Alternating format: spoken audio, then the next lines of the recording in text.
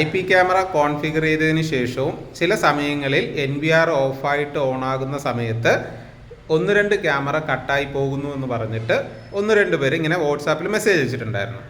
അപ്പോൾ അതിന് പ്രധാനമായിട്ടും കാണുന്നൊരു സാഹചര്യം എന്ന് പറയുന്നത് നമ്മൾ പ്ലഗ് ആൻഡ് പ്ലേ എനേബിൾ ചെയ്ത് IP ക്യാമറ ഓട്ടോമാറ്റിക് കോൺഫിഗർ ചെയ്യുന്ന സാഹചര്യത്തിൽ ക്യാമറയുടെ എല്ലാ IPയും സ്റ്റാറ്റിക് ആയിക്കൊള്ളണമെന്ന് ഇല്ല. മിക്കവാറും ക്യാമറയുടെ IP അഡ്രസ്സ് എല്ലാം DHCPയിലായിരിക്കും നിൽക്കുക.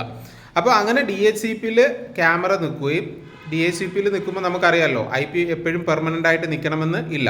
നമ്മൾ കോൺഫിഗറൊക്കെ ചെയ്തതിന് ശേഷം ഏതെങ്കിലും ഒരു കാരണവശാൽ മോഡം ഓഫ് ആവുകയോ അല്ലെങ്കിൽ പവർ ഫെയിലുവർ ആയിട്ട് എൻ്റയർ സിസ്റ്റം ഓഫ് ആവുകയും ചെയ്യുന്ന സാഹചര്യത്തിൽ ഈ ഡിവൈസ് അല്ലെങ്കിൽ ക്യാമറ ഓഫായിട്ട് ഓണായി വരുമ്പോഴത്തേക്കും അല്ലെങ്കിൽ മോഡം ഓഫായിട്ട് ഓണായി വരുമ്പോഴത്തേക്കും DHCPയിൽ നിൽക്കുന്ന ക്യാമറയെല്ലാം വീണ്ടും മറ്റൊരു IP അഡ്രസ്സിലോട്ട് അസൈൻ ആകാനുള്ള സാധ്യതയുണ്ട്.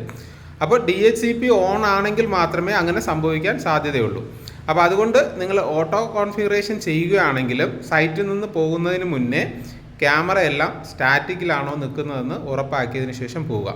അതുകൊണ്ടാണ് മോഡ് ഓഫായിട്ട് ഓൺ ആകുമ്പോഴും അല്ലെങ്കിൽ NVR ഓഫായിട്ട് ഓൺ ആകുമ്പോഴൊക്കെ ചില സാഹചര്യങ്ങളിൽ ക്യാമറയുടെ IP ചേഞ്ച് ആവുകയും ക്യാമറ കട്ടായി പോവുകയും ചെയ്യുന്നത്. ഓക്കെ, അപ്പോൾ ഓട്ടോ കോൺഫിഗർ ചെയ്യുന്നവരിനി ശ്രദ്ധിക്കേണ്ട കാര്യം സൈറ്റിൽ നിന്ന് പോകുന്നതിന് മുന്നേ എല്ലാ ക്യാമറയും സ്റ്റാറ്റിക്കിലാണോ IP കിടക്കുന്നതെന്ന് ഒന്ന് ശ്രദ്ധിക്കുക കേട്ടോ.